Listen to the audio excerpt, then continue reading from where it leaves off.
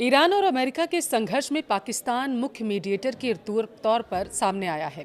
पाकिस्तान एक बार दोनों पक्षों को इस्लामाबाद लाने में कामयाब हो गया था।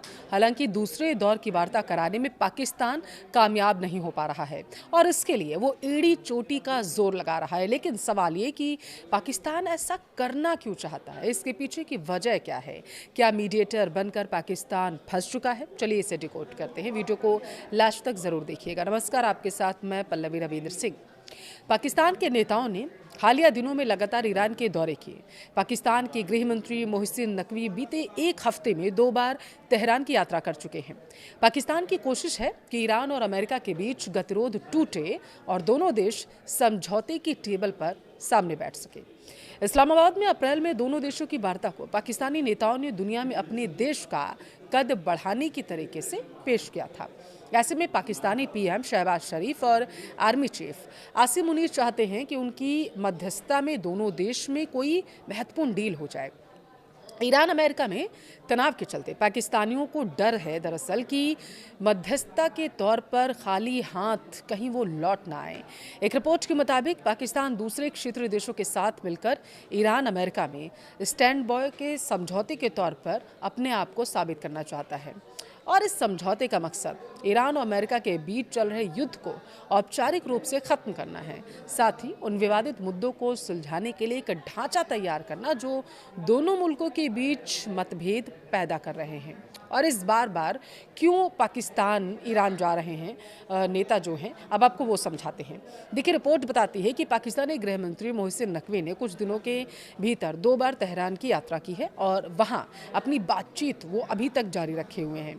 नकवी ने ईरानी नेतृत्व के तकरीबन सभी प्रमुख व्यक्तियों से मुलाकात कर ली है। इनमें विदेश मंत्री अब्बास अराक्ची, राष्ट्रपति मसूद पेजेश्कियान और गृह मंत्री इस्कंदर मोमेनी शामिल हैं।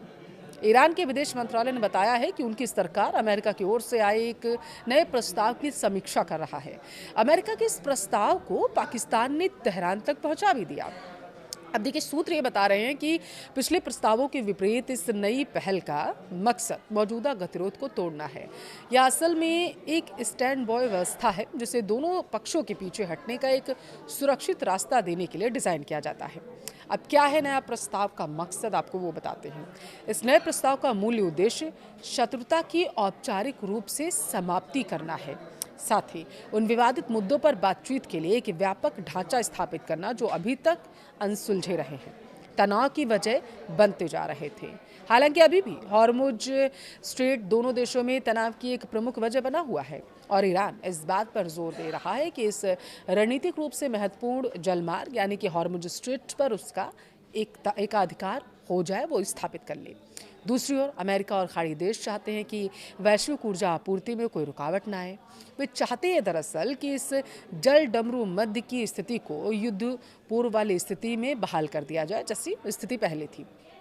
ईरानी मीडिया रिपोर्ट में यह संकेत दिया गया है कि इस समझौते को अंतिम रूप देने में मदद करने के प्रयास के तहत आने वाले दिनों में पाकिस्तान का कोई वरिष्ठ सैन्य अधिकारी तेहरान की यात्रा कर सकता है। इस्लामाबाद ने इस मामले पर चुप्पी जो है वो साध रखी थी, लेकिन अब ऐसा कहा जा रहा है कि मुनीर तेहरान आ सकते हैं। अमेरिका के विदेश मंत्री रूबियो ने एक अहम बयान में कहा है कि पाकिस्तानी अधिकारियों की तेहरान यात्रा से उम्मीद है कि ये जो प्रक्रिया है मीडिएटर के तौर पर ये वो आगे बढ़ा सकते हैं। उन्होंने ये भी कहा है कि राष्ट्रपति ट्रंप की प्राथमिकता एक अच्छा समझौता करना है। अगर हम कोई अच्छा समझौता कर पाते हैं तो यह बहुत बढ़िया होगा, क्योंकि इससे सैन्य विकल्पों की ज़रूरत नहीं रहेगी। आपको क्या लगता है, पाकिस्तान मीडिएटर बनकर क्या फंस चुका है? कमेंट में अपनी राय ज़रूर दें।